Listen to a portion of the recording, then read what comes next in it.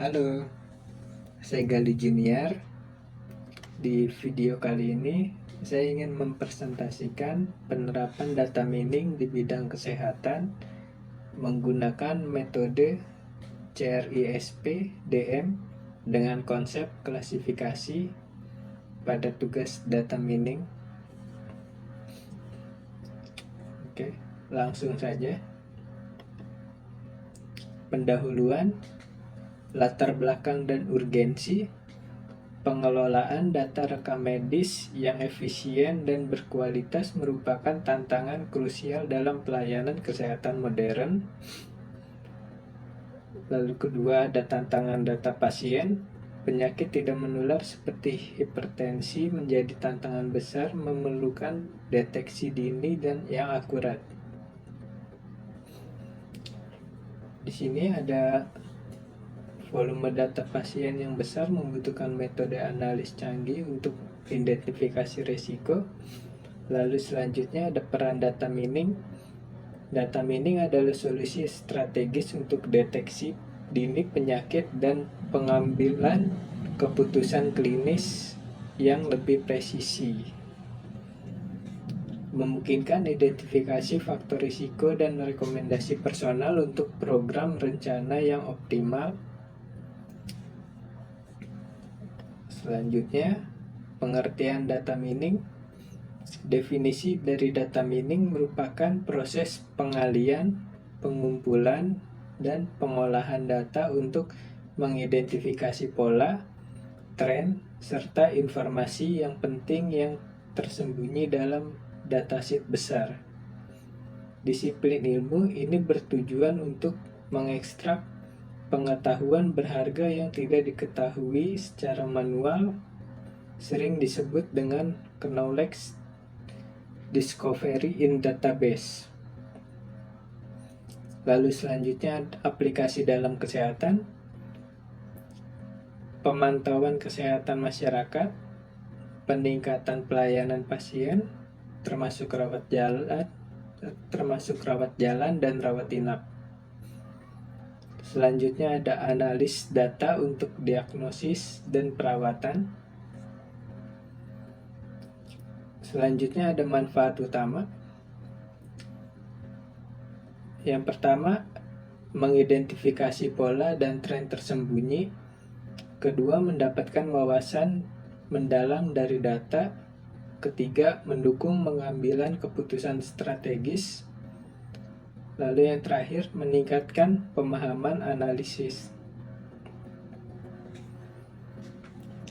Pada slide selanjutnya, konsep klasifikasi. Apa itu klasifikasi? Proses pengelompokan data baru ke dalam kelas yang telah ditentukan sebelumnya berdasarkan atribut-atributnya. Penting untuk pengambilan keputusan dan data analis. Contoh kasus, yang pertama ada klasifikasi pelanggan. Kedua, deteksi spam email. Ketiga, diagnosis medis. Dan yang keempat, pengenalan gambar. Selanjutnya, algoritma populer. Yang pertama ada decision tree. Yang kedua, random forest. Yang ketiga, support vector machine atau SVM. Yang keempat ada Canary Network atau KNN. Dan yang terakhir, regresi logistik. Oke, slide selanjutnya, pengertian CRISP DM. Apa itu CRISP DM? Cross Industry Standard Process for Data Mining adalah metodologi standar yang paling umum dalam proyek data mining, analitik, dan ilmu data. Kerangka kerja ini menyediakan pendekatan terstruktur dan sistematis untuk membantu proyek dari pemahaman bisnis hingga implementasi solusi yang dapat ditindaklanjuti. Konsep utamanya metodologi standar data mining, kerangka kerja yang telah terbukti diakui sebagai standar de facto. Selanjutnya ada 6 tahapan utama yang jelas, terdiri dari 6 fase berbeda untuk paduan komprehensif. Dan yang terakhir, penerapan lintas bidang. Dirancang untuk standarisasi proses data mining di berbagai industri. Selanjutnya, fase 1. Business understanding. Memahami tujuan dan sasaran proyek data mining. Pengenalan CRISP DM fase 1. Fase krusial yang menentukan tujuan dan sasaran proyek data mining, membangun pemahaman menyeluruh tentang masalah bisnis yang akan dipecahkan dan dampaknya. Fase ini krusial untuk mencegah fokus pada masalah yang salah, menghindari solusi prematur, dan membangun fondasi yang kokoh untuk keberhasilan proyek. Tujuan bisnis. Yang pertama, menentukan tujuan utama proyek data mining dan merumuskan pernyataan masalah yang jelas. Manfaat yang diharapkan, mengungkapkan penemuan transformatif dan mendorong keputusan berbasis data dan inovasi. Selanjutnya ada identifikasi kebutuhan medis. Contohnya memastikan identifikasi pasien yang benar. Selanjutnya observasi pasien untuk diagnosis dan perawatan. Dan yang terakhir identifikasi kebutuhan selama proses rujukan. Selanjutnya fase 2, data understanding. Tujuan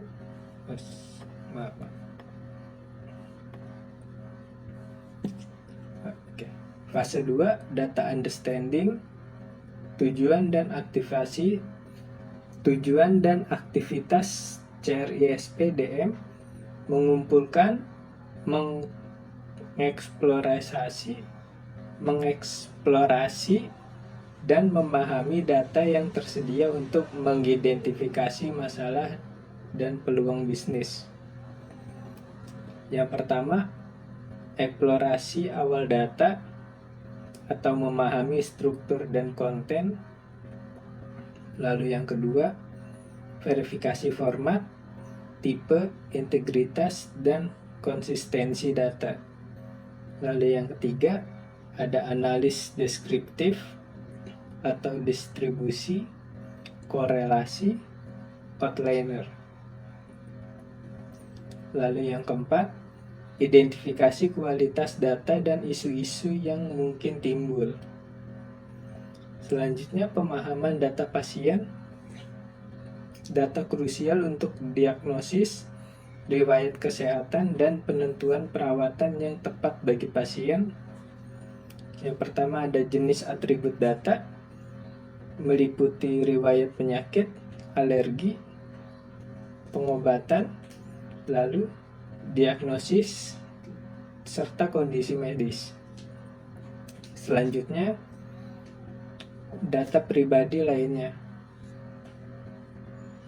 Lalu ada sumber data, meliputi rekam medis atau catatan klinis dan hasil lab.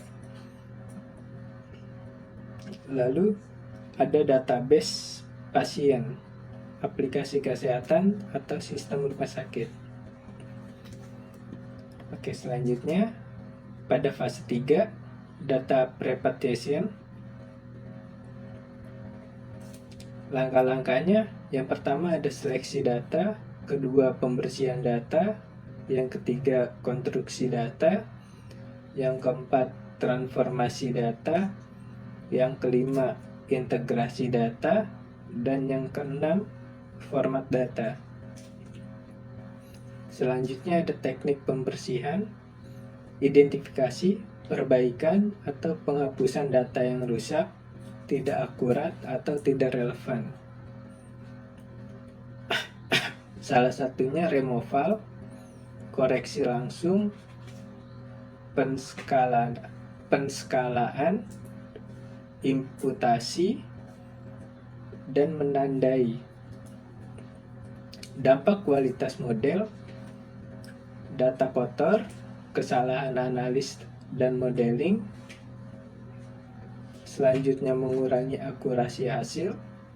Selanjutnya berdampak buruk pada pengambilan keputusan. Selanjutnya data bersih, menghasilkan data yang signifikan dan akurat. Selanjutnya integritas data kunci, big data, dan data science. Selanjutnya pada fase 4, modeling, membangun model prediktif dan deskriptif. Fase inti CRISPDM, memilih teknik modeling, lalu merancang dan membangun model, dan menilai model. Poin pertama di sini ada pelatihan model klasifikasi. Proses pengelompokan data berdasarkan label atau target tertentu. Algoritma dilatih menggunakan data berlabel untuk mengenali pola dan melakukan prediksi akurat pada data baru. Lalu selanjutnya ada algoritma kunci.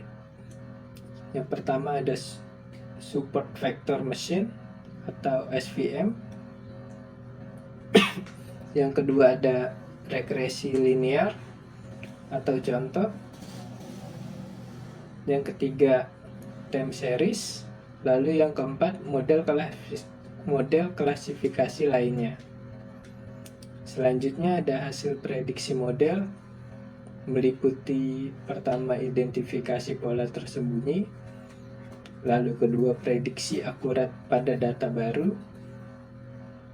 contohnya seperti filter spam Gmail, lalu yang terakhir deteksi penyakit, akurasi di atas 90%.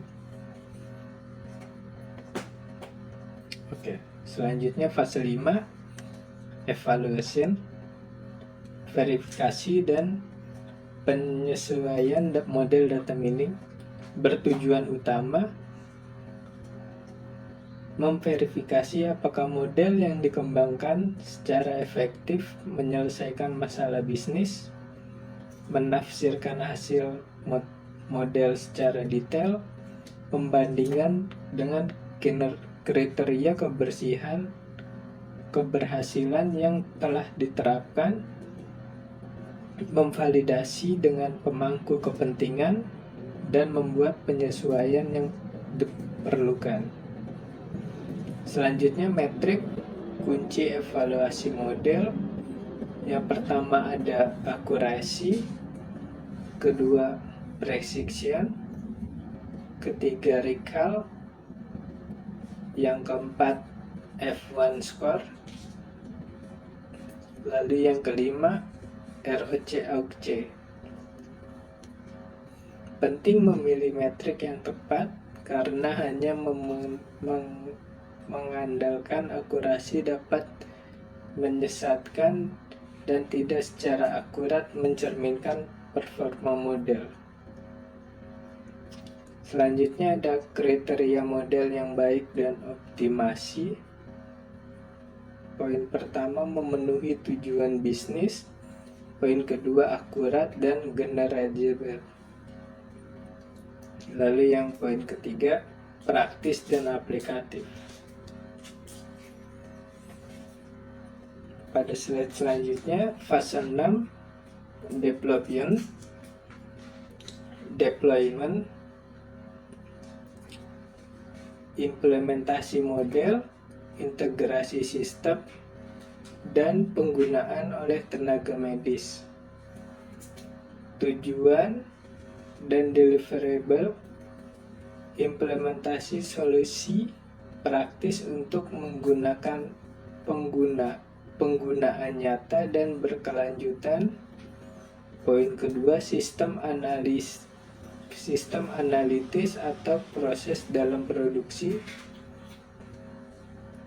Lalu selanjutnya ada aktivitas kunci, meliputi salah satunya otomasi pipeline, data dan model. Poin kedua, dokumentasi teknis dan pelatihan penggunaan akhir. Dan poin ketiga, pemantuan dan rutinitas pemeliharaan.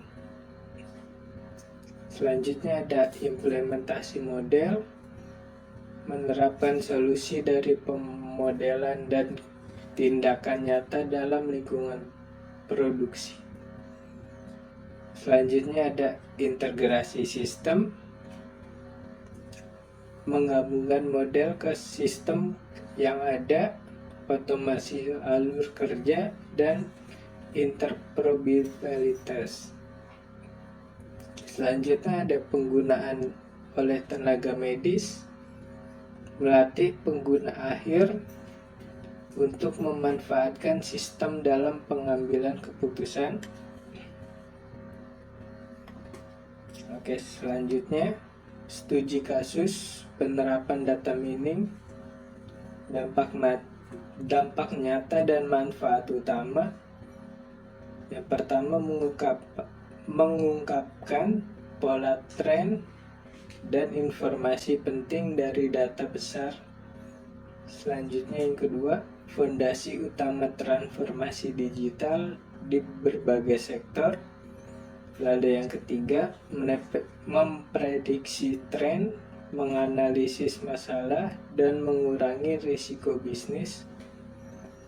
Selanjutnya ada tren dan studi internasional. Di sini ada Global Research on AI ML. Lalu yang kedua ada data mining sebagai fondasi transformasi digital di berbagai industri secara global. Lalu yang ketiga, penggunaan luas di sektor seperti perhotelan untuk memprediksi tren pelanggan. Lalu pada slide selanjutnya, manfaat implementasi.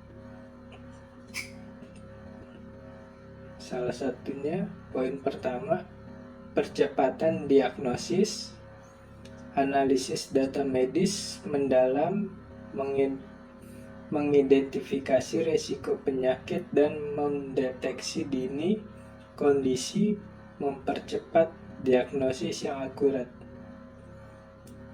Poin kedua, pengurangan masalah medis, mengurangi kesalahan medis, prediksi hasil perawatan pasien dan deteksi anomali, meminimalkan kesalahan diagnosis serta terapi, meningkatkan keselamatan pasien. Lalu poin ketiga, peningkatan layanan kesehatan, integrasi AI dan teknologi digital seperti telemedicine, meningkatkan efisiensi operasional, kualitas, dan aksesibilitas layanan. Slide terakhir, kesimpulan. Efektivitas CRISPDM adalah pendekatan sistematis yang krusial untuk kualitas dan relevansi proyek data mining dalam kesehatan. Selanjutnya, peran klasifikasi dalam diagnosis esensial dalam mengidentifikasi pola penyakit, meningkatkan akurasi dan kecepatan diagnosis medis. Lalu, poin terakhir, masa depan data mining kesehatan, potensi besar untuk personalisasi pengobatan, pencegahan, dan inovasi penemuan obat. Oke, Sekian